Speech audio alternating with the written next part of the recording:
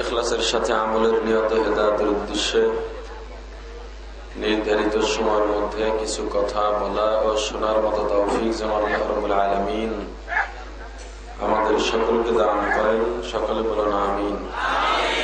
আলহামদুলিল্লাহ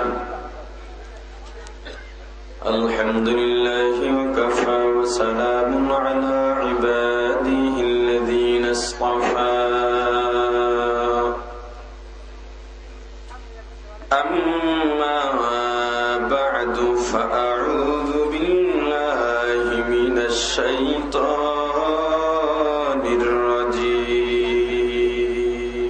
الله الرحمن الرحيم.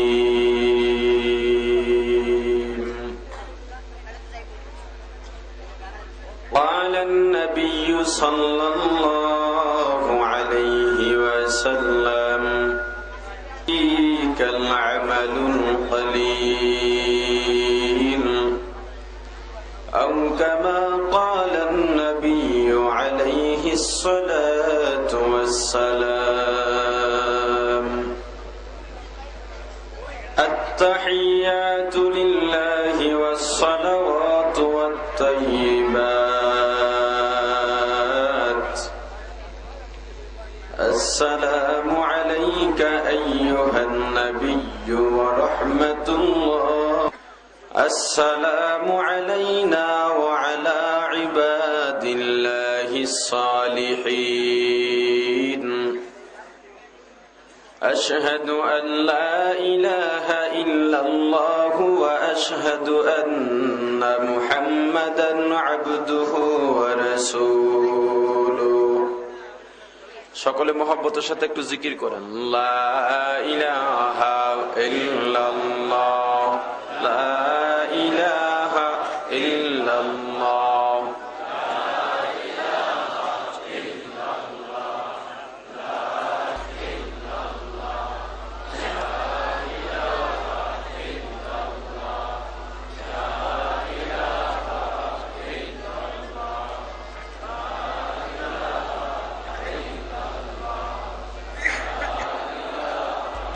এই হালকা ইকো দিতে, হালকা ইকো দেন, সাউন্ড একটু মিষ্টি করেন।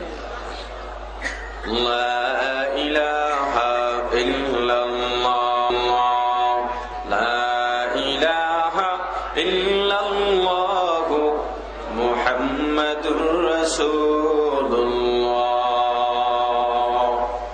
আল্লাহ আল্লাহ, ক্যা মুবারক নাম হ্যায়। अल्लाह अल्लाह आशिकों का काम है। जिक्र हक़ मुदग़दाई रूह राह, मरहमा मोदी दिल मजरूह राह। अल्लाह अल्लाह तू मेरा गफ़ार है। अल्लाह अल्लाह तू मेरा सत्तार है। अल्लाह अल्लाह तू मेरा रहमान है। अल्लाह अल्लाह तू मेरा रहीम है। अल्लाह अल्लाह तू मेरा माबूद है। अल्लाह अल्लाह तू मेरा माशूक है। ला इलाहा इल्लल्लाह, ला इलाहा इल्लल्लाह, ला इलाहा इल्लल्लाह, मुहम्मदुर রাসূলুল্লাহ। আলহামদুলিল্লাহ। এলাকাবাসী কর্তৃক আয়োজিত ষষ্ঠ বার্ষিক ওয়াজ ও দোয়ার মাহফিলের সমাপনী অধিবেশনের মুহতারাম সভাপতি মুআজ্জাজ মুকাররম হযরত উলামায়ে কিরাম, দূর দূরান্ত থেকে আগত ইসলাম প্রিয় মুসলমান ভাইরা, কলিজার টুকরা সমবয়সী যুবক ও ছাত্র বন্ধুগণ, পর্দা নিশি মা ও বোনেরা, আল্লাহ তাআলার দরবারে অসংখ্য অগণিত শুকর ও সুজুদ, যেই মহান রব্বুল আলামিন আমাদেরকে হায়াত তৈয়বা দান করে দুনিয়ার জান্নাতের বাগান কোরআন ও হাদিসের এই মুবারক মজলিসে আশা ও বসার মতো তৌফিক দান করেছেন, আলোচনা শোনার মতো সুযোগ করে দিয়েছেন। এজন্য সকলে শুকর আদায় করি, আলহামদুলিল্লাহ। আলোচনার শুরুতে রাসূল করিম সাল্লাল্লাহু আলাইহি ওয়াসাল্লামের অসংখ্য হাদিস শরীফের মধ্যে হতে ছোট্ট একখানা হাদিস শরীফ তেলাওয়াত করেছি এবং আপনাদের সকলের সুপরিচিত তাশাহুদ বা আত্তাহিয়াতু তেলাওয়াত করেছি। হাদিস শরীফ এবং তাশাহুদের আলোকে আপনাদের মাঝে আল্লাহ তাআলা যতক্ষণ তৌফিক দান, তবে আমি যতক্ষণ আলোচনা করব আপনারা আমার জন্য দোয়া করবেন। আল্লাহ তাআলা যেন আমার স্বাস্থ্যকে সুস্থ রেখে, কণ্ঠ ভালো রেখে, মন মানসিকতা ভালো রেখে আমি নালায়েকের জবান থেকে এমন কিছু গুরুত্বপূর্ণ কথা বের করে দেন, যেই কথাগুলো আপনার আমার সমাজের প্রত্যেক নারী পুরুষের হেদায়েতের জন্য প্রয়োজন হয়। বলেন আমিন। আরো জোরে বলেন আমিন। প্রায় জায়গায় বলে থাকি, পৃথিবীর যত মানুষ আছে প্রত্যেকটা মানুষের দুইটা পরিচয়। কয়টা? উচ্চ আওয়াজে বলবেন, সব মুখস্থ করতে হবে। এটা মাদ্রাসা। এই মাহফিল ময়দানটা মূলত কি? আরো জোরে বলেন। আপনারা ছাত্র হয়ে আমাকে শিক্ষক বানিয়ে এখানে বসিয়েছেন, আমি জোর করে আসি নাই। দিন আমি সুযোগ দিয়েছিলাম বিধায় আপনাদের মাঝে, যদিও কারো চাইতে অনেকের চাইতে আমি বয়সে অনেক ছোট, এলেমেও হয়তো অনেকের চেয়ে আমি কম জানি, তবুও আমাকে আপনারা শিক্ষকের আসনে বসিয়েছেন। যেহেতু বসিয়েছেন, আপনাদের ছাত্রদের ভূমিকাই থাকতে হবে। ছাত্র শিক্ষকের মোয়ামেলা কি, লেনদেন কি? শিক্ষকের কাজ ছাত্রকে হক আদায় করে শিক্ষা প্রদান করা। ছাত্রের কাজ শিক্ষক যা বলবেন প্রত্যেকটা বিষয় পুঙ্খানু ভাবে মাথার ভিতরে, অন্তরের ভিতরে ঢোকানো।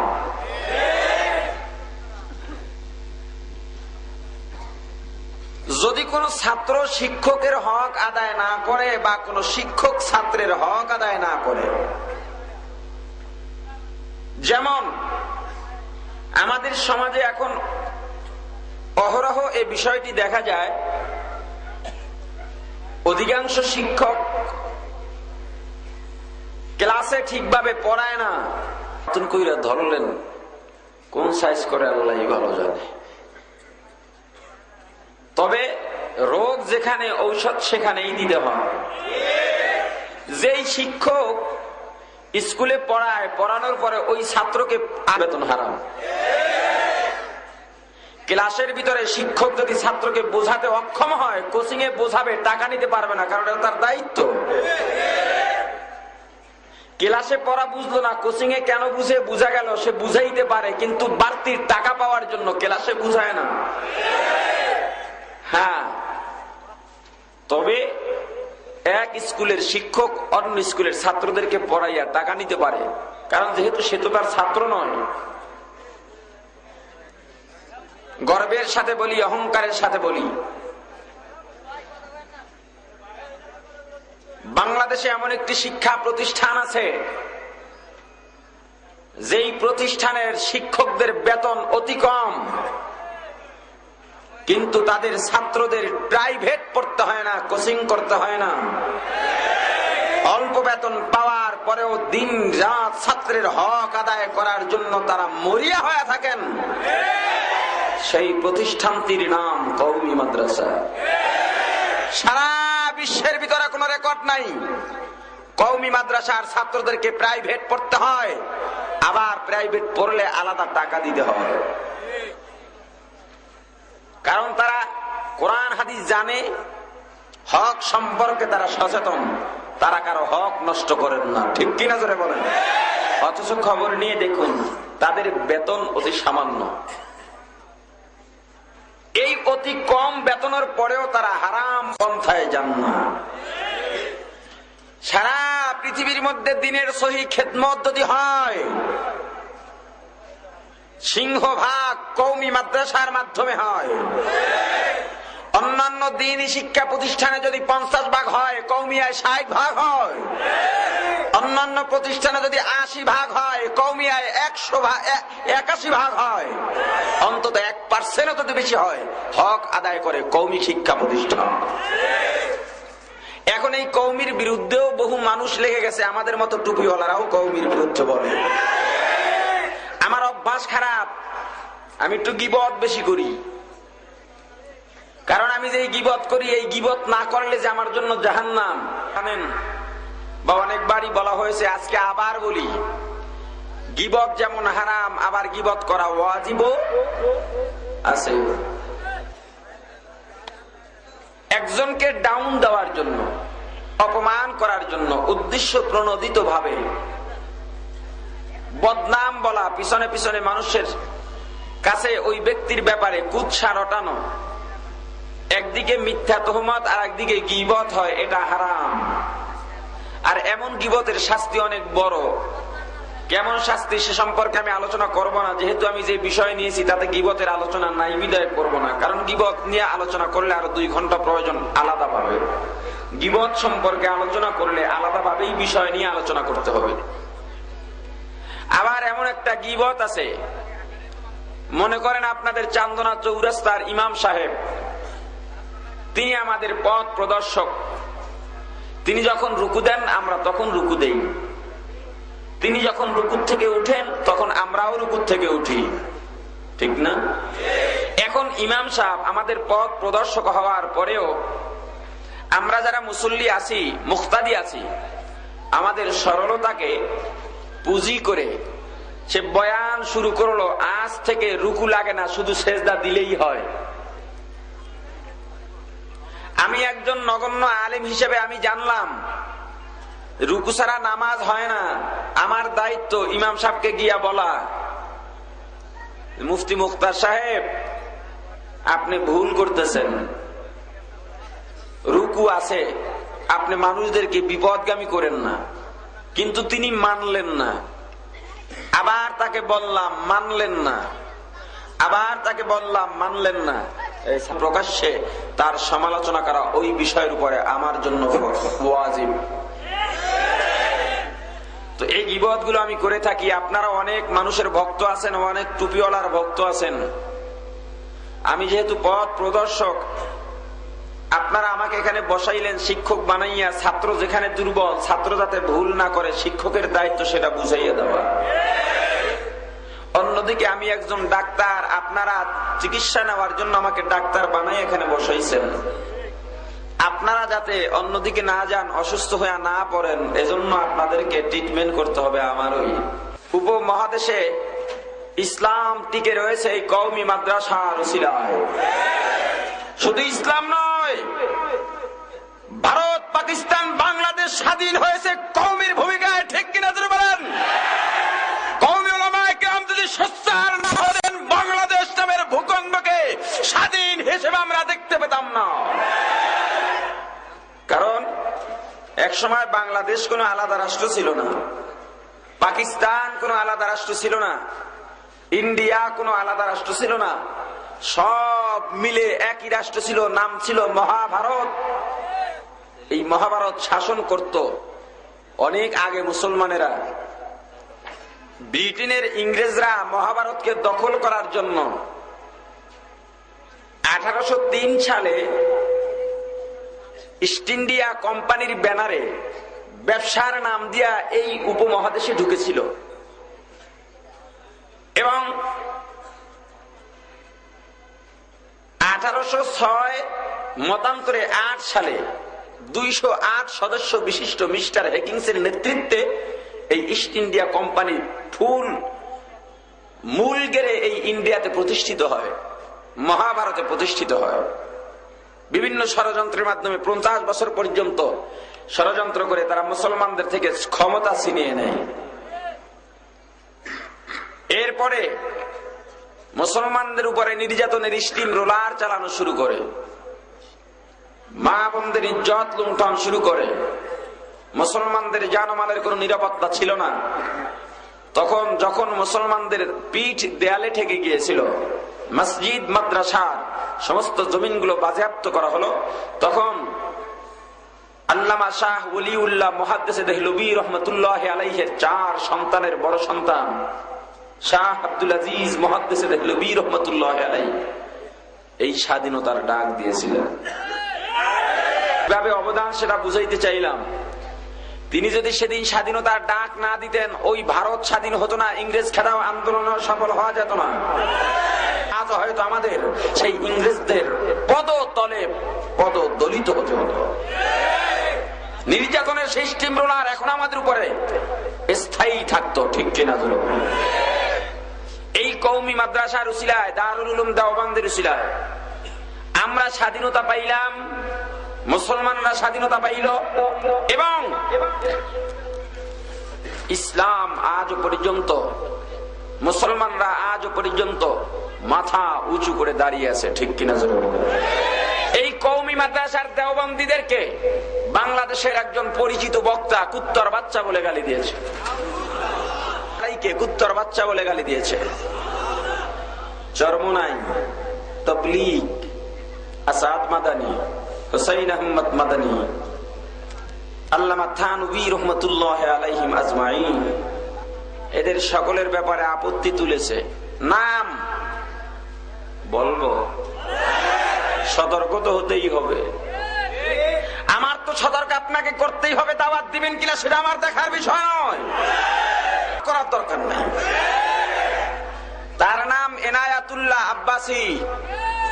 প্রমাণ ছাড়া কোনো বয়ান করি না বাবাজি। আমি চৌরাস্তায় কারো কাছে দিয়ে যাব, যারা কম্পিউটারে লোড করে সেখান থেকে আপনারা নিয়ে নেবেন। কোন আলেমকে কখনো কুত্তার বাচ্চা বলতে পারে? কোন সাধারণ মানুষকে বলতে পারে? আরো জোরে বলেন। তার সাথে তো আমার বংশ পরিচয় নিয়ে দ্বন্দ্ব না। তারা দেওবন্দি মৌলবী, তাদের সাথে আমার মূল দ্বন্দ্ব মিলাদ কিয়াম নিয়ে, আল্লাহর হাবিব সাল্লাল্লাহু আলাইহি ওয়াসাল্লামের নূর নিয়ে। এই মাথালা নিয়ে আগে বসতে হবে। কথা বুঝতে পারছো? বাংলাদেশে যেখানে বসতেছে আমি বসবো। আর ও কি আমাকে এত বোকা মনে করছে? ওর বেঁধে দেওয়া শর্তে আমি বহস করব? শর্ত তো আমারও আছে। রাখো, শর্ত তো আমারও আছে। ঠিক আছে, মাসলা মাসালে ওদের বসার সাহস নেই, কারণ এই মৌলবীরা জানে মিলাদ কিয়ামের মাসালায় 10 মিনিট টিকবে না আমাদের কাছে। এই কামরুল, এটারে তো আমি চিনি না, কোন জাহেল জপট। এর যে ওস্তাদ নুরুল ইসলাম অলিপুরি, এর ওস্তাদ আহমদ শফি 17 মার্চ বাউফল থেকে পালায়ে গেছে, আমার সাথে বহতে বসে নাই। এই জন্য এরা এখন জাত খানদান নিয়ে কথা তুলছে। তাহলে আমার শর্ত আছে, আমি আব্বাসী কিনা প্রমাণ দিব, আমি সিদ্দিকী কিনা প্রমাণ দিব, কিন্তু তাকে আমার দাবি কামরুল হারামজাদা, সে যারে বাপ বলে সে তার বাপ না, এটা তারে প্রমাণ দিতে হবে। না, এটা মুকাশাফার মাধ্যমে আমি জানছি সে হারামজাদা ওয়ালাদুজ জেনা, তার বাপ। সে যাকে বাপ বলে সে তার বাপ কিনা, এটার প্রমাণ তাকে দিতে হবে। 2, দেওবন্দি যত মৌলবী খানদান দাবি করছে, যেমন চরমনাই পীরেরা সৈয়দ দাবি করছে, তারা সৈয়দ কিনা এটার প্রমাণ দিতে হবে। ইন্ডিয়া থেকে আসাদ মাদানির ভাই আশজাদ মাদানি আসে, তারা সৈয়দ কিনা এটার প্রমাণ দিতে হবে। দেওবন্দি মৌলবী করাচি থেকে আব্দুল মজিদ নাদিম আসে, সে আওলাদে রাসূল দাবি করে, সে আওলাদে রাসূল কিনা প্রমাণ দিতে হবে। আশরাফ আলী থানভী ফারুকি দাবি করতে, সে ফারুকি কিনা প্রমাণ দিতে হবে। খোদেই কামরুল হারামজাদা না হালাল জাদা, তার বাপ যাকে সে বলে আমি বলি সে তার বাপ না, সে তার প্রমাণ দিতে হবে। তারপর আমি আমার প্রমাণ দিই। যাও। আর ও আমাকে কি বলছে, এখানে কোথায় বসবো? ও যেই মসজিদে আছে সেখানে আমি যাবো, কিন্তু যদি সে না বসে তো খোদার কাছে তার ঠ্যাংগুলো কেটে ফেলবো আমি। এই হারামজাদা ইহুদির দালাল, সে উচিত তার আমার সাথে মাথা নামিয়া বসা। আর সে বসতে চাইলে কি আমি বসবো নাকি? তার সাথে আমি কি বসবো? সে আমার ছাত্রের যোগ্য? আমার মাসালা, আমার খানদানের পরিচয় দিতে আমার ছাত্র উপস্থিত আছে, তারা দিবে, আমি বসে থাকবো। আর আমার সাথে বসতে হইলে ও ব্যবস্থা একটু রাখবো। আর যদি সে বসাইতে চায় আমার সাথে, মাসলা নিয়ে হোক, খানদান নিয়ে হোক, আমার শর্তগুলো থাকতে হবে। সে হারামজাদা, এটা আমি প্রমাণ দিব। আচ্ছা বলি, খানদি ফারুকি কিনা, এটার প্রমাণ দিতে হবে। চরমনায়ের সৈয়দ ফজলুল করিম আর তার ছেলেরা সৈয়দ কিনা, প্রমাণ দিতে হবে। আব্দুল মজিদ নদীম করাচি থেকে আসে, সে সৈয়দ কিনা, প্রমাণ দিতে হবে। তারপর আমরা সৈয়দ কিনা আব্বাসী কিনা প্রমাণ দিব। এই বেয়াদব কারামত আলী জনপুরি রহমতুল্লাহর বংশ নিয়ে প্রশ্ন তুলছে, তিনি সিদ্দিকী কিনা, আমরা সব প্রমাণ দিব ইনশাআল্লাহ। আসমার রিজাল আর নাকসাবিনদের কয়টা কিতাব পড়ছে সে এবারত পড়তে পারবে আমার সামনে? এই জাহেল এবারত পড়তে পারবে আমার সামনে? এক পাতা এবারত পড়ার যোগ্যতা তার নাই। সে বসতে চাইলেই কি আমি তার সাথে বসবো নাকি? আমার ছাত্র আছে, তারা বসবে, আমি বসে থাকবো।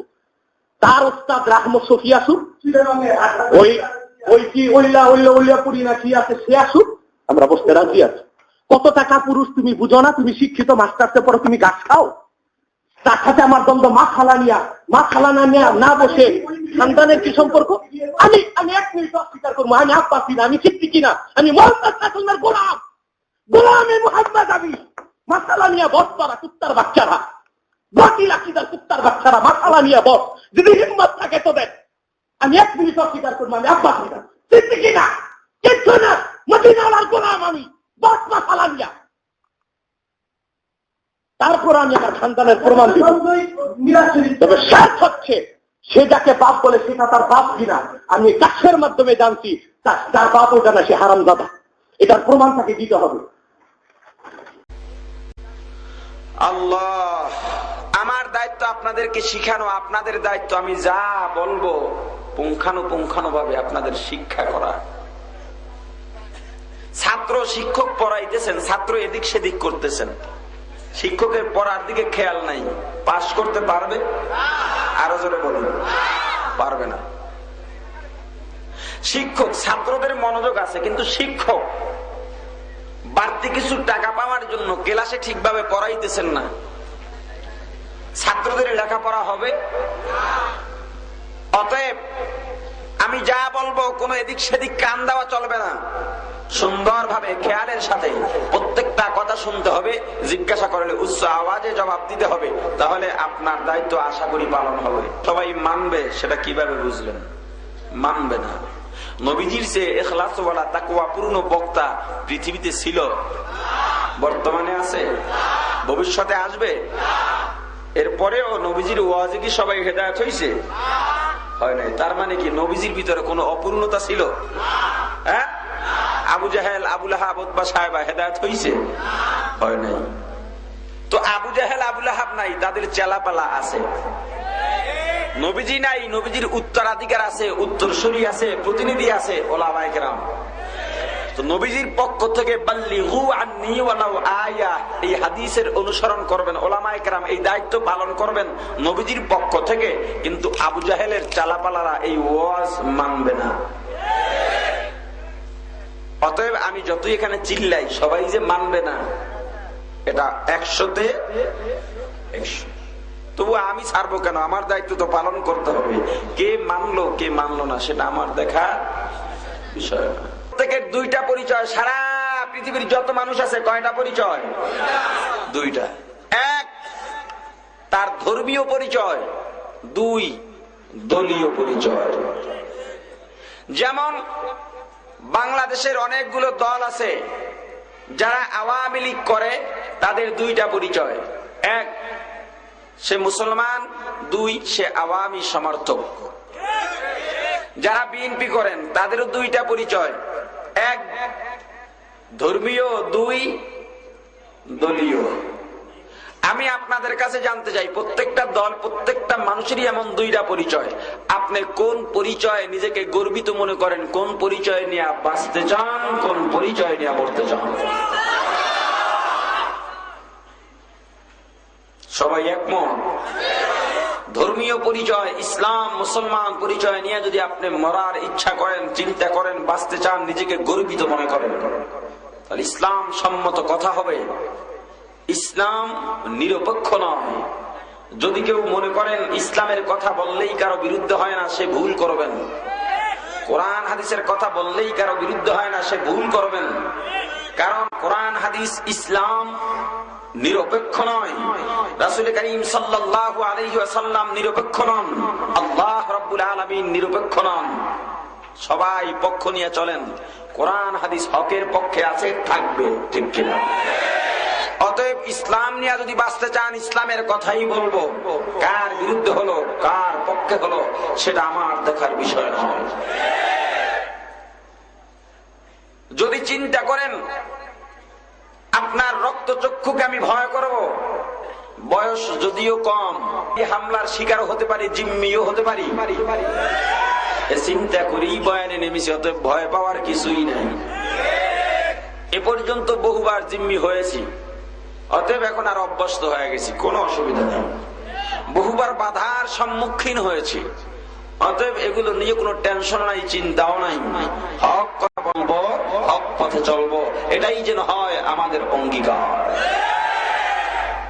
অনেকে চিন্তা করতেছে, হুজুর কি সুর টুর দিবে না? এত দূর দূর থেকে আসলাম, টান টোন মারে না কার? প্রায় জায়গায় বলি, আসলে বর্তমান সমাজের শ্রোতারা আওয়াজের পাগল, ওয়াজের পাগল না। কিসের পাগল? আওয়াজের পাগল, মানে সুরের পাগল। আপনারাও কিন্তু আওয়াজের পাগল, ওয়াজের পাগল এখানে খুব কম আছে। দুই একজন বুড়া উঠে যাইতে পারবে না, এজন্য এরা বসে থাকবে। বাকি আমি যদি এভাবে অনেকক্ষণ কথা বলতে থাকি, পিছন থেকে লোকজন আস্তে আস্তে ভাগা শুরু করবে। সামনের থেকে তো লজ্জায় উঠতে পারবে না, তবু দুই একজন জুতা বগলে নিয়ে মাথা নোয়া নোয়া দৌড় মারবে। অনেকে দূরে চায়ের দোকানে চা খাইতেছে, চিন্তা করতেছে বক্তার ওয়াজ তো শুনি নাই, নাম ডাক শুনতেছি, টান মারে কোন সময় দেখি, ভালো লাগলে যাবো, নাইলে যাইতাম না। আমি যদি এভাবে আধা ঘন্টা 1 ঘন্টা কথা বলতে থাকি, ওয়াজের প্যান্ডেলে আর ঢুকবে না, চায়ের বিল পরিশোধ করে বাড়িতে চলে যাবে। বাসায় যাবে, বিবি জিজ্ঞাসা করবে কি ব্যাপার, ওয়াজের মাহফিলে গেলা, মোনাজাত দিলা না? কয় না, বক্তা বেশি ভালো না। তার কাছে বক্তা ভালো হওয়ার মাপকাঠি হলো সুর, ঠিক কিনা ধরে বলেন? আরে মেয়ে, সুরি যদি প্রয়োজন হয় আমাদের আলেমদেরকে দাওয়াত দেওয়ার দরকার কি? মমতাজ আপাকে দাওয়াত দেন, নামটা শুনলে সেই বুড়াও 3টা পাল করে। সকল সুরে নূর নাই। ওয়াজ করতে এলেমের প্রয়োজন হয়, আওয়াজ দিতে এলেম লাগে না, কণ্ঠ ভালো থাকলেই হয়। সাথে সাথে হাসান হোসাইনের কিসসা, কারবালার কিসসা, আর যদি আকাশেতে লক্ষ তারার জোনাক চলেছে এমন যে একটা ছন্দ জানা থাকে, বাস বক্তায় আওয়াজ দিয়া যাবে, শ্রোতারাও খুশি, বক্তার পকেটও ভারী। বক্তা নিজে কি বুঝাইলো বক্তা নিজেও বুঝে না, শ্রোতারা কি বুঝলো শ্রোতারাও জানে না। এটা হলো সবচেয়ে বড় সমস্যা। আরেকটা সমস্যা হলো, আপনারা যারা শ্রোতা, আপনাদের ওয়াজ শোনা হয়ে গেছে নেশা, আমাদের মতো বক্তাদের ওয়াজ করা হয়ে গেছে পেশা। এই নেশায় পেশায় টক্কর খেয়ে নবীজির আদর্শ লক্ষ লক্ষ মাইল দূরে পড়ে আছে, যার জন্য এত ওয়াজ হয়, ওয়াজের দ্বারা ফায়দা কম হয়। আরো জোরে বলেন। অনেকে চিন্তা করতেছে, হুজুরি আসলেই যা বলতেছে আমগরে আটকাইয়া ভালো করে আসলে কি এমনি চালাইবো, টানটন কি আসলেই দিব না? এক বক্তা ইউসুফ জুলাইখার সুন্দর তাফসীর করলো, বয়ান করলো, মানুষ সব পাগল। যেই কণ্ঠ ফজরের আগে আগে মোনাজাত দিয়ে বিদায় করে দিল। 2-4 জন করে গ্রুপ গ্রুপ বাড়িতে রওনা হলো, আলোচনা করতেছি। এত সুন্দর বক্তা, এত সুন্দর কণ্ঠ আল্লাহ করে মিলাইছে। ইউসুফ জুলাইখার কিসসা 1বার আর 2বার শুনছি, এই বক্তার মতো এত সুন্দর করে কেউ বলতে পারে না। পিছন থেকে একজনে ডাক দিল, এই দাঁড়াও, তোমার কথা সত্য, তোমরা যা বলছো আমি শুনেছি, তোমাদের সাথে আমিও একমত, তবে আমার একটা প্রশ্ন আছে, বলো। হুজুর যে সারা রাত্র ইউসুফ ইউসুফ বললেন, ইনি মহিলা না পুরুষ? বলেন তো, ওয়াজ শুনলো না আওয়াজ শুনলো? যাদের কাছে প্রশ্ন করলো, যারা প্রশংসা করতেছিল, এরা বলল, হ্যাঁ ঠিকই তো বলেছ। তোমার প্রশ্নের যৌক্তিকতা আছে, আমরা অত খেয়াল করি না ইউসুফ মহিলা না পুরুষ।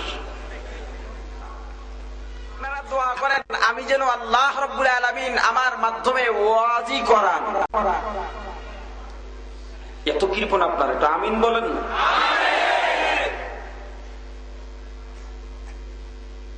তবে ওয়াজের মধ্যে যদি মনে করেন আওয়াজ হয়, সেটা বোনাস হিসেবে গ্রহণ করবেন।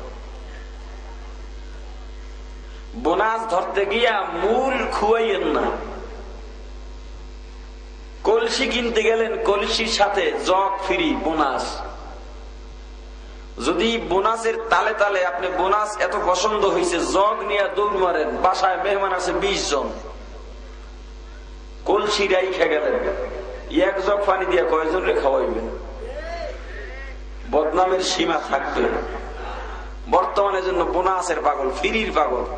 কোন পণ্যের সাথে বোনাস আছে, ফ্রি আছে, ওই পণ্য খুঁজে। আমরা যে কত বোকা। ও মিয়া, একটা সাবান, বড় সাবান কিনলে মিনি সাবান ফ্রি, বা মনে করেন একটা সোবা ফ্রি। এই যে সাবানের সাথে আপনাকে যে জিনিসটা ফ্রি, এই যে ফ্রিটা দিল, কি মনে করেন বোনাস আপনাকে এমনি দিল? না, এর টাকা রাখছে যেখান থেকে হোক। হরলিক্সের বাটার ভিতরে যতটুকু হরলিক্স ছিল সেখান থেকে কমাইয়া এই বোনাসটা আপনাকে দিচ্ছে। অতএব বোনাসের পাগল হয় না, মূল ধরে থাকেন। আমি কোরআন হাদিসের যদি সঠিক আলোচনা করি, অনেকের বিরুদ্ধে হবে, আপনার বিরুদ্ধে হবে, আপনার বাবার বিরুদ্ধে হবে, আপনার দলের বিরুদ্ধে হবে, আপনার পীরের বিরুদ্ধে হবে। বলবো পূর্ণ স্বাধীনতা দিলেন, আলহামদুলিল্লাহ। ওয়াল আলিমুনা কুল্লুহুম হালিকুন, সমস্ত আমিলুন, জানার পরে যারা আমল করছে। এ মুসলমান, পর্দার খবর জানলেন কিন্তু পর্দা করলেন না, আপনি জাহান্নামী। নামাজের খবর জানছেন, আপনি নামাজ পড়েন না, আপনি জাহান্নামী। এ মুসলমান, আপনি জানেন কুফরি গণতন্ত্র মানা যাবে না, জানার পরেও আপনি মানেন, আদায় করেন, পালন করেন, আপনি জাহান্নামী। মাউশেতুন, আব্রাহাম লিঙ্কনের পুঁজিবাদী গণতন্ত্র যারা মানে, সে যে হোক না কেন, এই আব্রাহাম লিঙ্কনের পুঁজিবাদী গণতন্ত্রের স্লোগান হলো আল্লাহ সকল ক্ষমতার উৎস নয়, জনগণ সকল ক্ষমতার উৎস। সরাসরি কোরআন বিরোধী কথা, সরাসরি কোরআন বিরোধী যে কথা হয় সেটা কুফরি কথা, কুফরি আকীদা, কুফরি কথা যারা মানে তারাও কুফরের অন্তর্ভুক্ত হয়। জান্নাত নিয়ে নাচানাচি করেন, এত সহজ জান্নাত পাওয়া? জান্নাত পাওয়া যদি সহজ হতো, উম্মতে মুহাম্মাদীর জন্য, মুসলমানদের জন্য মুসলমানের 73 কাতারের 72 কাতার যাবে জাহান্নামে। জান্নাত পাওয়া যদি এত সহজই হতো, বেশিরভাগ মানুষ জাহান্নামে যেত না। ঠিক কিনা? হুজুর, সুদের কারবার ছাড়া, সুদ ছাড়া কি চলা সম্ভব? এত বড় ব্যবসা প্রতিষ্ঠান লোন না নিয়ে কি চলে? তোমার এত বড় লোন নিয়ে এত বড় ব্যবসা প্রতিষ্ঠান কে দিতে বলছে তোমাকে? ছোট দাও। মানুষ চানাচুর বেচে সংসার চালায় না? বাদাম বিক্রি করে সংসার, হারাম পন্থায় তোমাকে কে করতে বলেছে? ইমাম সাহেব যদি একটু কঠোর প্রকৃতির হয়, স্পেশাল ভাবে হুজুরের রুমে ঢুকে, হুজুর লজ্জা দিয়েন না, চাকরি পার্মানেন্ট করে দেওয়া হবে, বেতন বাড়ায় দেওয়া হবে, আমি আপনাকে বেতন। আপনি সুদের বিরুদ্ধে বইলেন না তো? তেল মারা ইমাম যারা, এরা তো ভুল কাইট। আমি প্রায় জায়গায় বলি, অনেক জায়গায় অহংকার করে থাকে, এমন পন্থায় যদি ইমাম সাহেবরা থাকে না, আমার কোনো শত্রু নাই। যেই ইমাম 30 বছর পর্যন্ত এক মসজিদে আছে, আবার কয় হুজুর এমন একজন ইমাম ছিল এত বছর, মারা গেছেন, কেউ বিরুদ্ধে ছিল না, সবাই। এখন আর ইমামতি করি না, দরকার নাই। হক কথাই যদি না বলতে পারি, ইমামতি দিয়া কি হবে? হক কথাই যদি না বলতে পারি, ওয়াজ দিয়া কোনো লাভ হবে না। হক কথা যদি না বলতে পারি, বক্তব্য দিয়া কোনো লাভ হবে না। প্রয়োজনে রিকশা চালাইয়া সংসার চালাবো।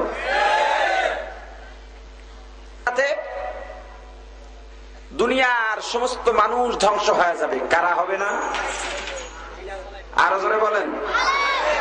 আপনাদের বিরক্ত যে আলেমরাও ধ্বংস হবে, কিন্তু কারা ধ্বংস হবে না? আমল করে যারা, যারা আমলের খবর জানে। এটি শুধু তাহাজ্জুদ পড়তে পড়তে সেজদায় ঘষতে ঘষতে কপালে দাগ পড়ছে, চিল্লায় যাইতে যাইতে চিল্লার বোঝা টানতে টানতে, গাঠটি টানতে টানতে পিঠের ছাল নাই, জিকির করতে করতে গলার আওয়াজ শেষ, আশ্বস্ত হওয়ার কিছুই নেই। ওয়াল আমিলুনা কুল্লুহুম হালিকুন, সমস্ত আমলদারেরাও জাহান্নামে যাবে। আমলদারেরাও ইল্লাল মুখলিসুন, তবে যাদের আমলের সাথে ইখলাস আছে, খুলুসিয়াতের সাথে আমল করে, তারা জাহান্নামে যাবে না। এই মুসলমান ইমানদার, যত আমল করো না কেন, আমলের মধ্যে যদি ইখলাস না থাকে, এই আমল দিয়া কোনোদিন নাজাত পাওয়া যাবে না। এই মুসলমান, যে কথা বলতেছিলাম, দুরূদ পড়বা, আমল করবা, নামাজ পড়বা, নবীর আদর্শ মানবা, এর মধ্যে যদি ইখলাস না থাকে, এ পর্দালের মা গো, এ মা, বর্তমানে দেখা যায় অধিকাংশ নারীরা পর্দার সাথে বের হয়, বোরকা পরে বের হয়, কিন্তু তার মধ্যে ইখলাস নাই। কারণ বোঝা যায় এমন বোরকা বানায়, এটা পর্দার জন্য নয়, ফ্যাশনের জন্য। আছে না নাই? এই মুসলমান ইমানদার, ইখলাস ছাড়া কোনো দাম নাই, পবিত্রতা ছাড়া কোনো দাম নাই, আল্লাহর দরবারে কোনো দাম নাই।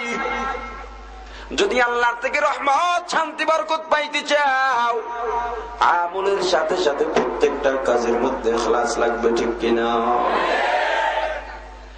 দুনিয়ার সর্বশ্রেষ্ঠ মেহমান, সর্বশ্রেষ্ঠ পয়গম্বর, রহমাতুল আলামিন, সাইয়্যিদুল মুরসালিন, ইমামুল মুরসালিন, খাতামুন নবিয়্যিন, শাফিউল মুজনিবিন, সাইয়্যিদুনা মুহাম্মাদুর রাসূলুল্লাহ সাল্লাল্লাহু আলাইহি ওয়াসাল্লামের জন্য গিয়েছিলেন।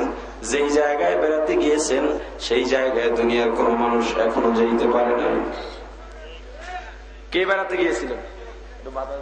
শ্রেষ্ঠ মেজবানের বাড়িতে বেড়ানোর জন্য গেলেন সর্বশ্রেষ্ঠ পয়গম্বর, যাকে না বানাইলে আসমান, জমিন, লৌহ গ্রহ, নক্ষত্র, ভূমন্ডল, নবমন্ডল, হাওয়া, আদম, গন্ধম, জান্নাত, জাহান্নাম কিছুই বানাইতেন না। রহমাতুল লিল আলামিন, সাইয়্যিদুল মুরসালিন, ইমামুল মুরসালিন, খাতামুন নবিয়্যিন, শাফিউল মুজনিবিন, উম্মতের কান্ডারি, মানবতার মুক্তির দূত, সাইয়্যিদুনা মুহাম্মাদুর রাসূলুল্লাহ সাল্লাল্লাহু আলাইহি ওয়াসাল্লাম আল্লাহর বাড়িতে বেড়াতে গেলেন। কার বাড়িতে? জুড়ে বলেন। আল্লাহর বাড়িতে বেড়াতে গেলেন। মেহমান যদি কোনো বাড়িতে যায়, আপনি যদি কোনো আত্মীয় বাড়িতে মেহমান হয়ে যান, খালি হাতে যান না, কিছু নিয়ে যান? জোরে বলেন না।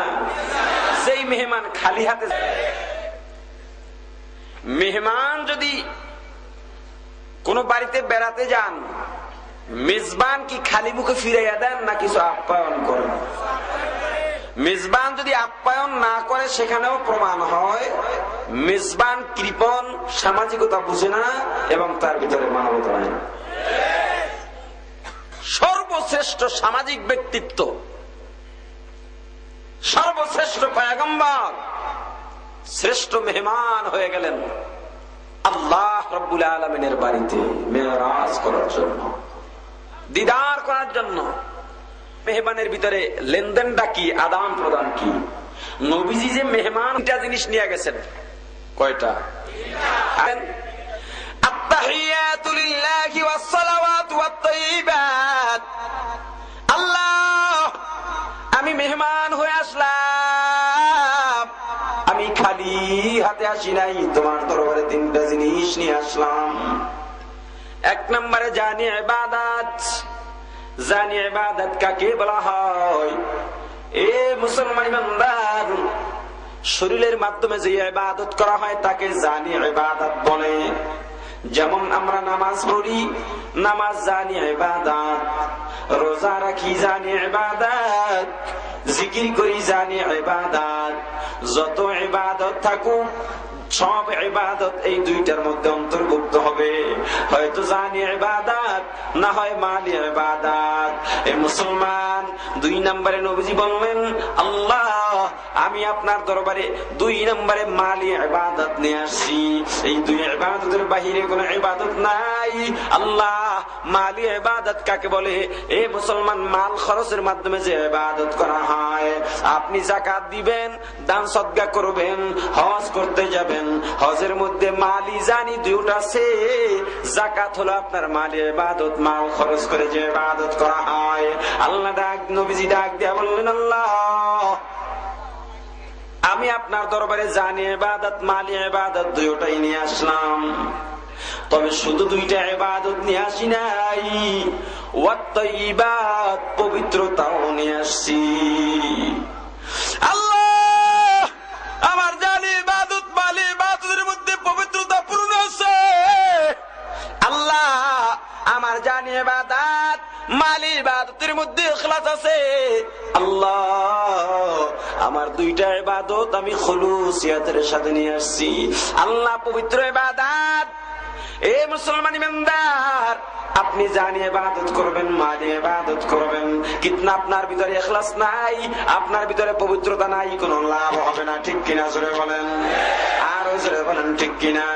আপনি নামাজ পড়লেন, হজ করলেন, যাকাত দিলেন, রোজা রাখলেন, পর্দা করলেন, কিন্তু আপনার ভিতরে কোনো ইখলাস নাই, আপনার ভিতরে পবিত্রতা নাই। আপনি পবিত্রতার সাথে করলেন না। নামাজের মধ্যে দাঁড়াইয়া আপনি বড় বড় বিল্ডিং বানায় ফেলান, সুন্দরী সুন্দরী নারী বিবাহ করেন, স্মরণের মালিক হয়ে যান, এমপি মন্ত্রী হয়ে যান। এই নামাজ পাঁচ বাই পাঁচ সামনে বলবো ইনশাআল্লাহ। দুরুদের ফজিলত আছে না নাই? আগে একটা ফজিলত শোনাই। দুরুদের কত ফজিলত! আখিরাতে তো পুরস্কার আমরা পাবোই, দুনিয়ায় কত পুরস্কার পাওয়া যায়, কত বিপদ থেকে মুক্তি পাওয়া যায়। আল্লাহর ওলি আল্লামা জুন্নুন মিসরি রহমাতুল্লাহ আলাইহি নদীর কিনারায় দাঁড়িয়ে রইলেন।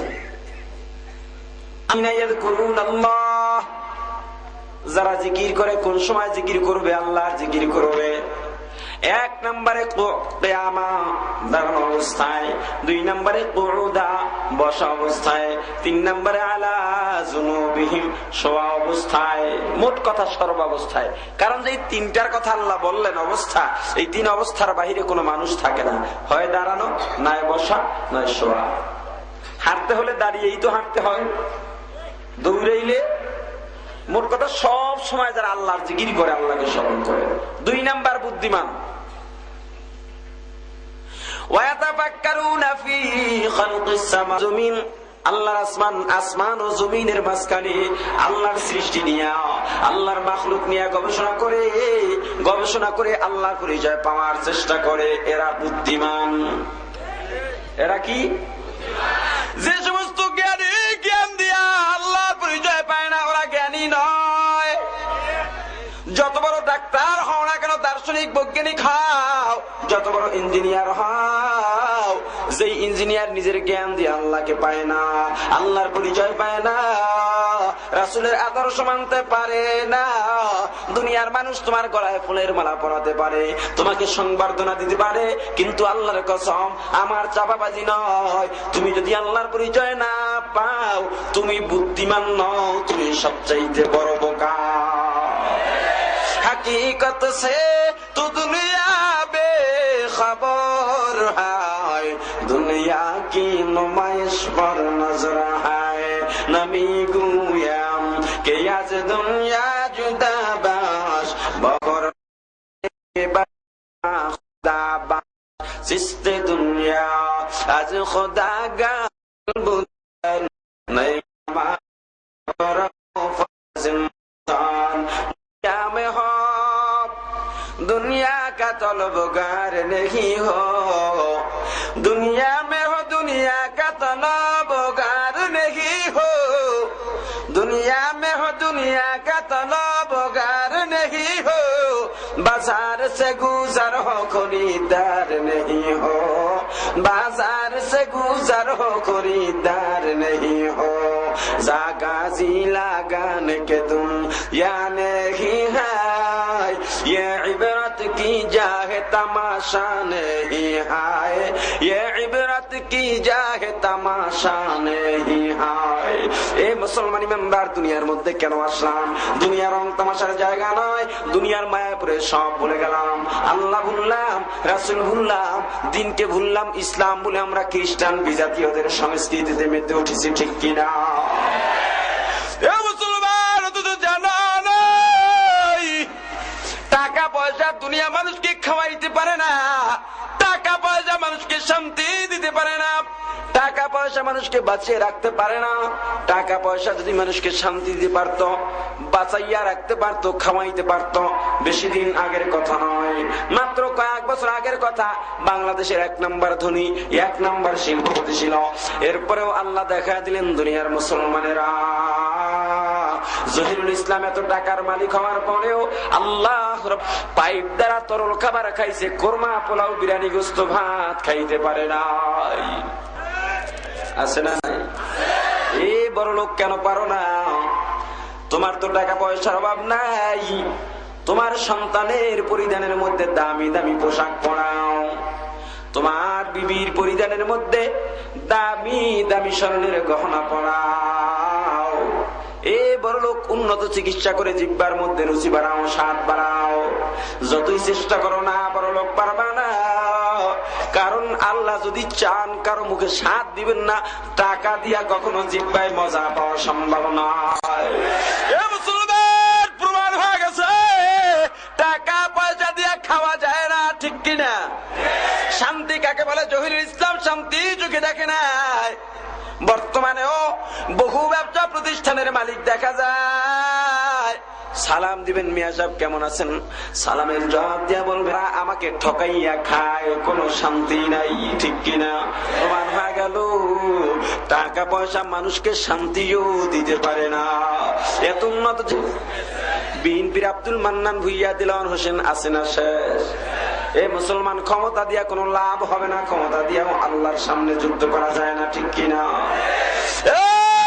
নমরুদ কত বড় ক্ষমতাশীল ছিল, আল্লাহকে মারবে, আল্লাহকে মারার জন্য সুবহানে উঠে আল্লাহর দিকে তীর নিক্ষেপ করছে, আকাশের দিকে তীর নিক্ষেপ করছে। কত বড় ছাগল!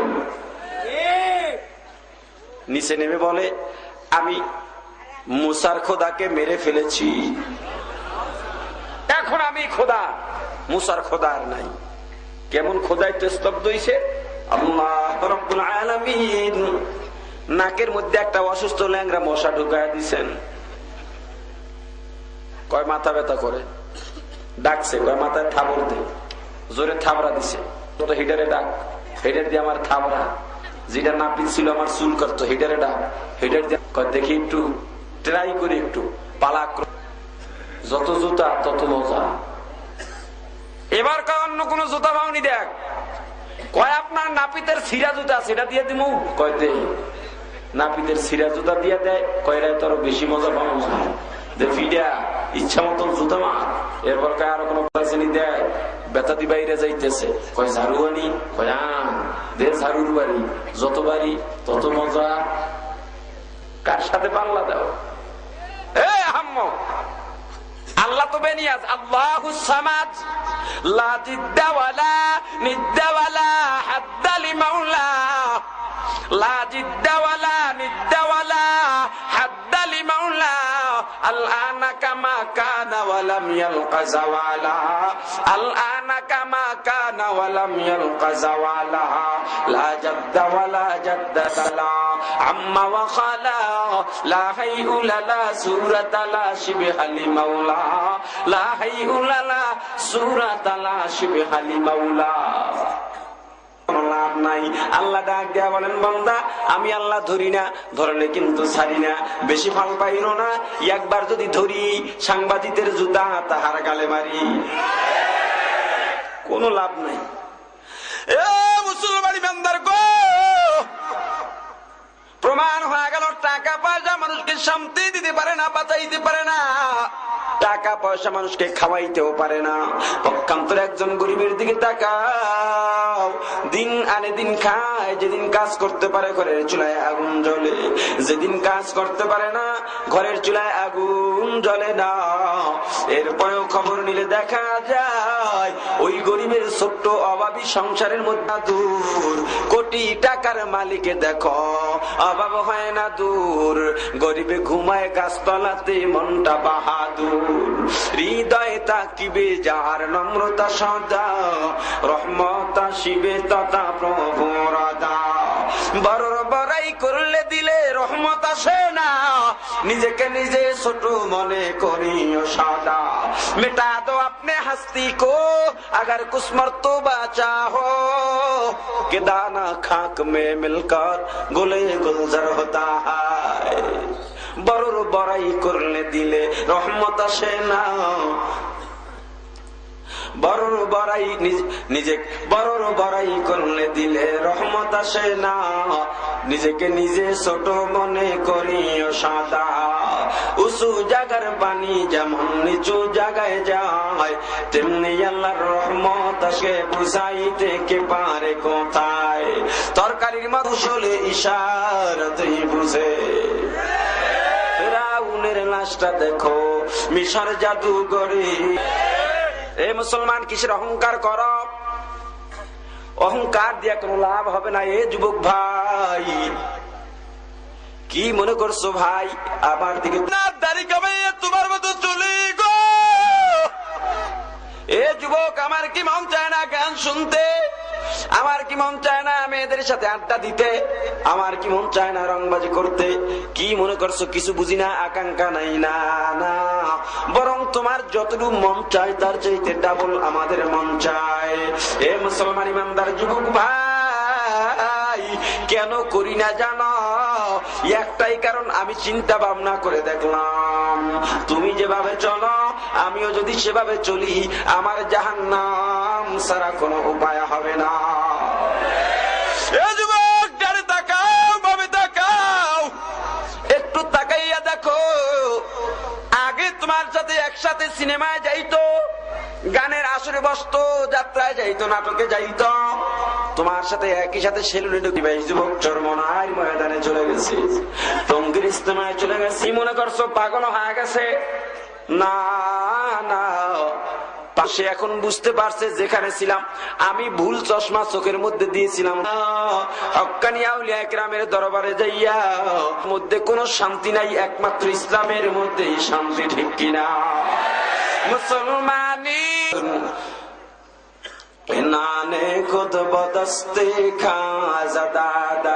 কেমন মুসলমান হইল যখন মালিকের হাতে রশি ধরা থাকে, গোড়া ডাক দেয়া বলে, মালিক গো, জীবনটা আল্লাহর দরবারে ছেড়ে দাও। আর আল্লাহর দরবারে ডাক দেয়া বলো, ইন্না সালাতি ওয়া নুসুকি ওয়া মাহইয়ায়া ওয়া মামাতি লিল্লাহি রাব্বিল আলামিন।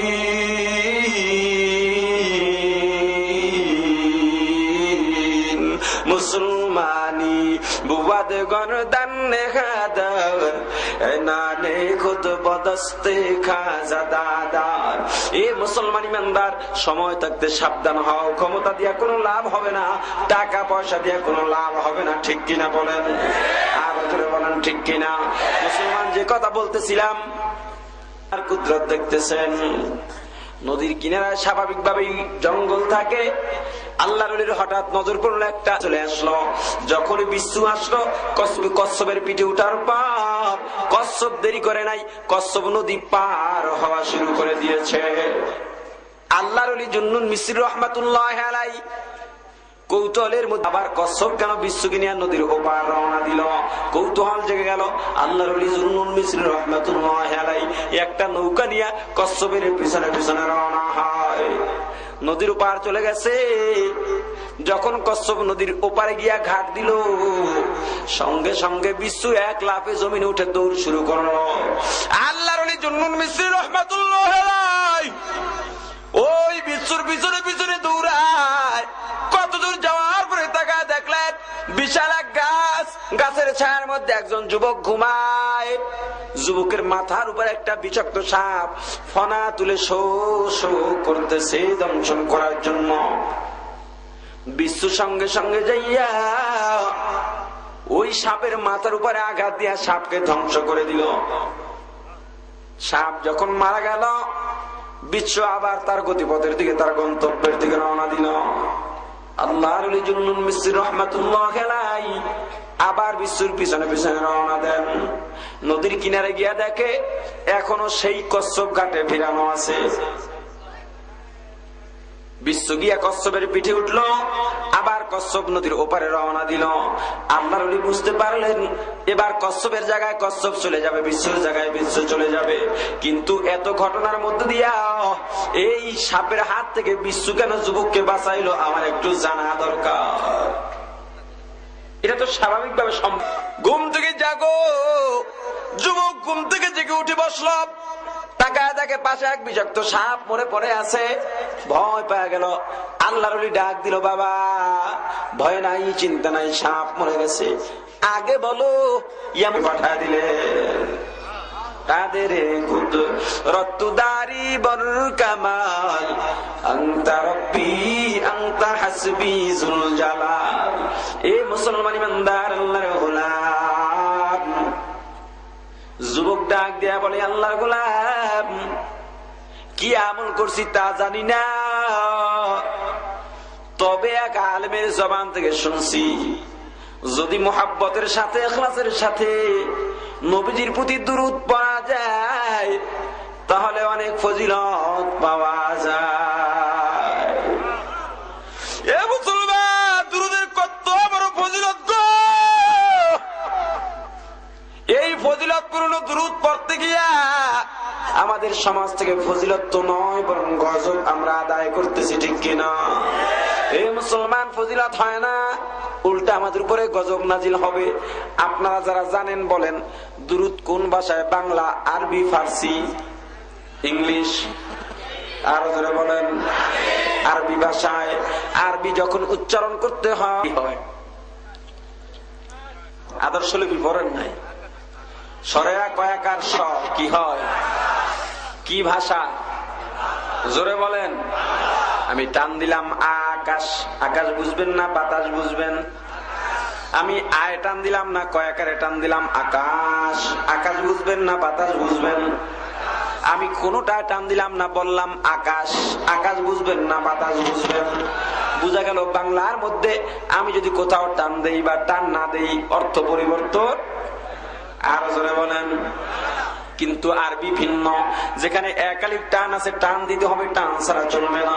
আপনি যদি চিন্তা করেন মাত্র একালিফ টান না দিলেই বা কি অসুবিধার তো কিছুই নাই। না না, আমরা যখন কালিমায়ে শাহাদাত পড়ি, কালিমায়ে শাহাদাতের মধ্যে একটা শব্দ আছে লা শারিকা লাহু, পড়ছেন? লাম আলিফ জবরুল্লাহ, একালিফ টান, কয় আলিফ? লা অর্থ নাই, না না, লা শারিকা কোন শরীক নাই, লাহু তার সাথে। এই হুজুমির ফিরছে, আগে আল্লাহর কথা বলা হয়েছে, আল্লাহর সাথে কোন শরীক নাই। আল্লাহর সাথে কি নাই? কালাহু, যেখানে অর্থ একটা ছিল পূর্ণ বিপরীত হইয়া অর্থ হবে নিশ্চয়ই নিশ্চয়ই আল্লাহর সাথে শরীক আছে। কি বুঝলেন? নিয়ম মানা লাগবে না? এবার দেখেন, সুর দিতে গিয়া কিছু সুরের দুরূদ আছে, অর্থ পরিবর্তন হয়ে যায়। যদিও বক্তায় শুদ্ধ করে পড়ে, শ্রোতারা শুদ্ধ করে পড়তে পারে না। এর দায়ভার কে নিবে? আমার উসিলা যদি তাহলে আপনাদের দুরূদ ইব্রাহিমী পড়েন, এটা তো আরবি ভাষা, এটা এত ভুল হয়। এটা কেন করেন? এই মুসলমান জান্নাত যদি পাইতে চান দুরূদ ইব্রাহিমী লাগবেই লাগবে। দুরূদ ইব্রাহিমী ছাড়া জান্নাত পাওয়া যাবে না, অতএব দুরূদ ইব্রাহিমী পড়তেই হবে, এটা বাধ্যতামূলক। কিন্তু যেটা আমার জন্য পড়া একেবারেই দরকার নয়, পড়লে সওয়াব হবে, কিন্তু সেই যেটা দরকার না সেটা ভুল পড়ে কেন আমি গজবের শিকার হব?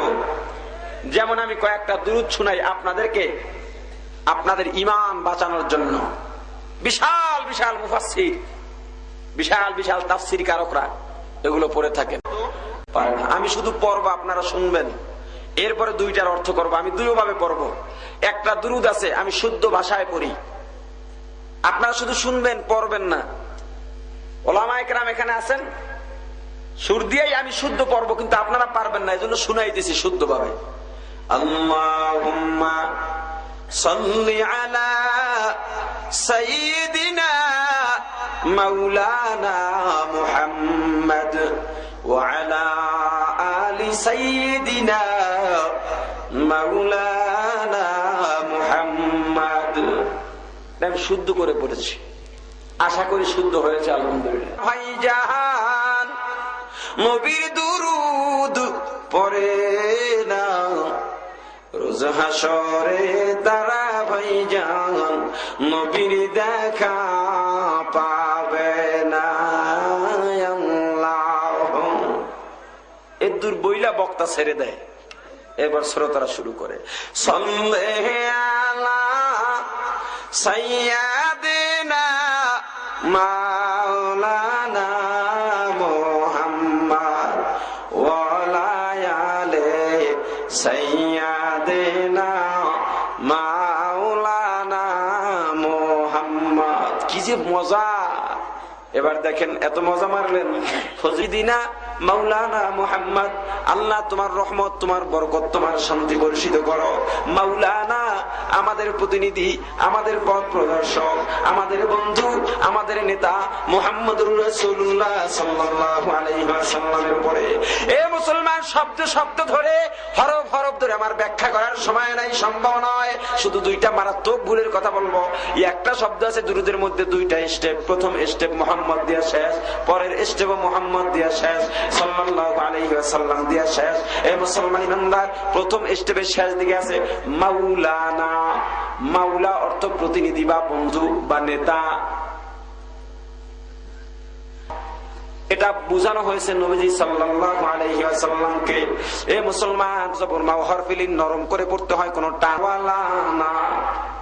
মাউ থাকে না, মিম আলিফ জবর মা হয়। আরবির মধ্যে মিম আলিফ জবর মা না সূচক অর্থ না, মাঝখানে একটা ওয়াও জবর ওয়া হয়, ওয়াও জবর ওয়া অর্থ এবং। আর লাম আলিফ জবর লা শেষে তো এমনি আছে, এই লা অর্থ হইল না, না এবং না। দেখেন ফজিলত আল্লাহ, আমাদের সরদার আল্লাহ মুহাম্মদুর রাসূলুল্লাহ সাল্লাল্লাহু আলাইহি ওয়াসাল্লামের উপরে আমরা দুরুদের মধ্যে শুধু নবীর জন্য নয়, নবীর আহাল পরিবার পরিজন যারা আছে, দুনিয়ার মুমিন মুসলমান যারা আছে, সবার জন্য দোয়া করা হয়। কি বলে? ওয়া আলা আলি। আল্লাহ শুধু নবীর উপরে নয়, তার আহাল পরিবার পরিজন যারা আছে তাদের উপরেও শান্তি রহমত বর্ষিত করো আল্লাহ। আলা হরফে জার, অর্থ হলো উপর। আলী অর্থ নবীজির আহাল পরিবার পরিজন যারা আছে। কিন্তু যখন সুর দিয়া পড়া হয়, আলা থাকে না, আল্লাম ইয়া, আইন জবর আল্লামের উপরে খারা জবর আলা, কিন্তু সেখানে হয়ে যায় ওয়াহালা আলে, আলা থাকে না, লাম আলিফ জবর লা হয়। ঠিক না? শোনেন না আপনারাও তো এভাবেই পড়েন, ওয়াহালা আলে।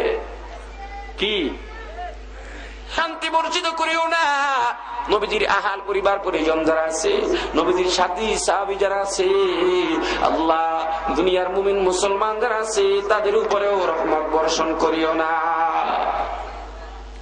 লাভ হলো না ক্ষতি হলো? আরো জোরে বলেন। শুনাবো? বিরক্ত লাগে? আল্লাহ মুসলমান ইমানদার, একজন কয় হারারাই কি কইন ময়মন চিন্তাইছে তো, সারা রাত বলতেছে গুজরাট পড়তে রাজি না, আমল করতে রাজি না। ও আছে মুসলমান, একটা দুরুদ পড়ে, ওই যে আকাশেতে লক্ষ তারার জোনাক জ্বলেছে, এই দুরুদের উদ্ভাবক তারা। কি পড়ে? আল্লাহুম্মা সাল্লি আলা সাইয়্যিদিনা মুহাম্মদ আরেনা এনা শাফিয়ানা মাওলানা মুহাম্মদ। শ্রোতারা কি পাগল, যে সুরের পাগল, একদিনও যাচাই করে নাই। নাবিয়ানা শাফিয়ানা মাওলানা মুহাম্মদ টুনটুনা টুন মা সাল্লি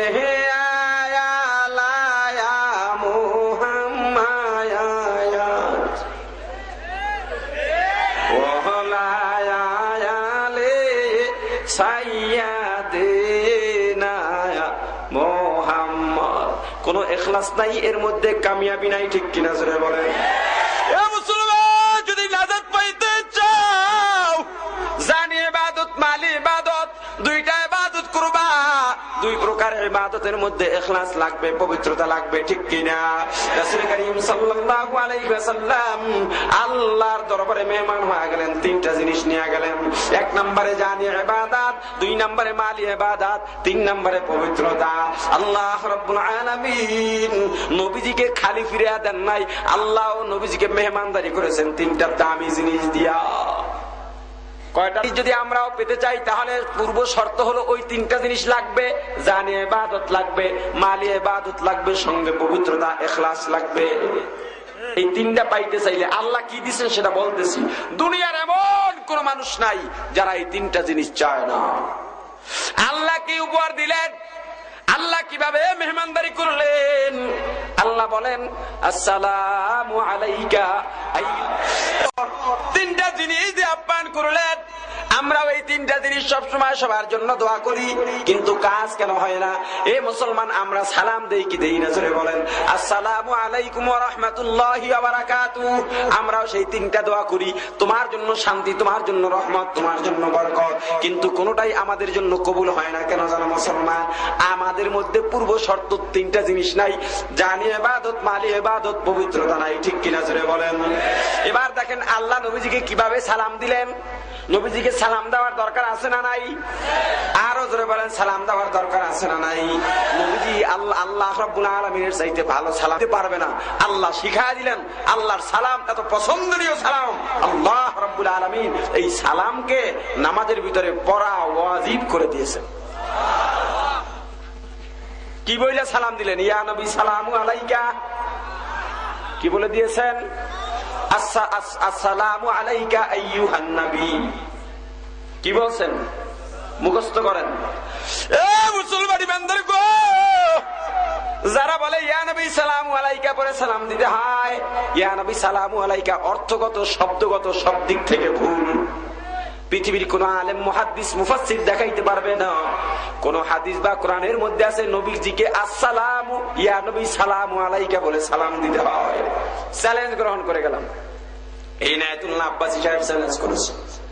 আমরা নবীকে যে সম্মানের জন্য দাঁড়ায় যাই, একটু দুরূদ পড়ি, দাঁড়াইয়া সম্মান জানাই।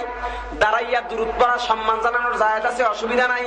দাঁড়াইয়া কেন, বৈশা শুইয়া, দাঁড়াইয়া দৌড়াইয়া দুরূদ পড়া জায়েজ। কিন্তু দাঁড়াইয়া যেটা বলা হয় ইয়া নবী সালামু আলাইকা, এটা কোনো দুরূদ নয়, মন গড়া বানানো একটা সালাম। এ মুসলমান বান্দার গো, আমরা তো শ্রেষ্ঠ সালাম আল্লাহর শিখানো সালাম নামাজের মধ্যে দেই। ইয়া নবী সালামু আলাইকা বইলাই যদি নবীকে সম্মানের জন্য দাঁড়াতে হয়, তাহলে নামাজের মধ্যে আসসালামু আলাইকা আইয়ুহান নবী সর্বশ্রেষ্ঠ সালাম দিয়া কেন দাঁড়াও না? দাঁড়াইলে নামাজ থাকবে? যে আল্লাহই শিখাই দিচ্ছেন এ সময় দাঁড়ানো যায় না, এ সময় বইসা থাকতে হয়। এরপর আবার দুরূদ। এখন কোন দুরূদ পড়বেন? দুরূদ ইব্রাহিমী কেনই বা লাগবে? সাহাবায়ে কেরাম নবীজিকে জিজ্ঞাসা করলেন, ইয়া রাসূলুল্লাহ, ইয়া হাবিবাল্লাহ, যখন আল্লাহর নবীর উপরে আয়াত নাযিল হলো, ইয়া আইয়ুহাল্লাযীনা আমানু সাল্লু আলাইহি ওয়া সাল্লিমু তাসলিমা, দুরূদ পড়ার জন্য বলা হলো, সালাম দেওয়ার জন্য বলা হলো। সালামের প্রশ্ন উত্তরে নবীজি বললেন, আত-তাহিয়াতুর মধ্যে যেই সালাম এটাই হলো সর্বশ্রেষ্ঠ সালাম, যা তোমরা নামাজের মধ্যে দাও। আর যেই দুরূদ নবীজি শিখায় দিলেন, এই দুরূদও সর্বশ্রেষ্ঠ দুরূদ। এই দুরূদটাও নামাজের মধ্যে পড়তে হয়। কোথায়?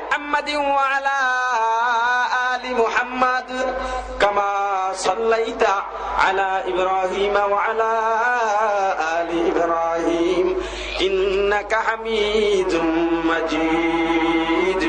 আল্লাহুম্মা বারিক আলা মুহাম্মাদিন ওয়া আলা আলি মুহাম্মাদ কামা বারাকতা আলা ইব্রাহিম ওয়া আলা আলি ইব্রাহিম ইন্নাকা হামিদুম মাজিদ। এ মুসলমান, এই দুরূদ নবী শিখায় দিয়ে গেলেন। মোট কথা, আমরা মুহাম্মদুর রাসূলুল্লাহ সাল্লাল্লাহু আলাইহি ওয়াসাল্লাম সকল নবীর সর্বশ্রেষ্ঠ পয়গম্বর, শ্রেষ্ঠ নবী মানেন, বিশ্বাস করেন? আরো জোরে বলেন। শ্রেষ্ঠ নবীর শ্রেষ্ঠ উম্মত হওয়ার পরে আমরা দুরূদও পড়ব, দুনিয়ার সর্বশ্রেষ্ঠ দুরূদ। সেই দুরূদের নাম দুরূদে ইব্রাহিমী। এবার আসেন না, জান্নাত যদি পাইতে চাই দুরূদ ইব্রাহিমী কেনই বা লাগবে? একটা মানুষ পাগড়ি মাথায় আছে, দাঁড়িয়ে আছে, জুব্বা আছে, নামাজের মধ্যে সুন্দর করে ওযু করে দাঁড়িয়ে গেল, 2 রাকাত 3 রাকাত নামাজ, 4 রাকাত হোক নামাজ শেষ করলো, নামাজের মধ্যে দুনিয়ার কোনো খেয়াল নাই, আল্লাহর ভয় আল্লাহর মুহাব্বত নিয়ে নামাজ শেষ করলো। এই মুসলমান, দুরূদে ইব্রাহিমী নামাজের মধ্যে পড়া সুন্নাতে মুআক্কাদা, এই সুন্নাতে মুআক্কাদা বাদ দিয়া জান্নাত পাওয়া যাবে না? জান্নাতের সন্দেহ আর বাড়বে। আরো জোরে বলেন, এ মুসলমান বান্দার গো, আর কত বুঝাবো? এর চাইতে সহজ ভাষা বুঝানোর মতো আমার কাছে নাই। এরপরে যদি না বুঝেন আমার কিছু করার নাই, আমার দায়িত্ব বলার, আমি বললাম, আপনি মানবেন কি না সেটা একমাত্র আপনার ব্যাপার। মুসলমান, গাজীপুর কি না বুঝেন আর কোন অপশন নাই, বুঝানোর কোনো আমার কাছে আর কোনো ভাষাও নাই। এরপরে আপনি মানবেন কি মানবেন না, এই যুবক, এই আল্লাহর গোলাম, এই বৃদ্ধ বাবাজি, এই জওয়ান ভাই, এই পর্দানের মা, একমাত্র আপনার ব্যাপার, সিদ্ধান্ত কিন্তু আপনার। কারণ আপনার হাতে আল্লাহ স্বাধীনতা দিয়েছেন। আল্লাহ রাব্বুল আলামিন 14টা কসম খায়া বলেন, ফাআলহামাহা ফুজুরাহা ওয়া তাকওয়াহা। আল্লাহ 14টা কসম খায়া বলেন, এ বিশ্ববাসী মানব মণ্ডলী, আমি আল্লাহ তোমাদের হাতে স্বাধীনতা দিলাম। ইচ্ছা করলে গুনার কাজও করতে পারো, ইচ্ছা করলে নেকের কাজও করতে পারো। আমার বুঝ আমি বুঝাইলাম, আপনি মানবেন কি মানবেন না সেটা আপনার ব্যাপার। এ মুসলমান ইমানদার, আমার দায়িত্ব বুঝানো, আমি হেদায়েতের মালিক নই। ইন্নাকা লা তাহদি মান আহবাবতা। হেদায়েতের মালিক কে? এখন পারবে একটু দোয়া করে আপনাদের জন্য, আপনাদের সাথে, আপনাদেরকে নিয়ে আল্লাহর দরবারে দোয়া করতে, আল্লাহর হাতে হাওলা করতে। আমার দায়িত্ব আমি পালন করলাম। হেদায়েতের মালিক আল্লাহ, মানার মালিক আপনি। ঠিক কিনা বলেন?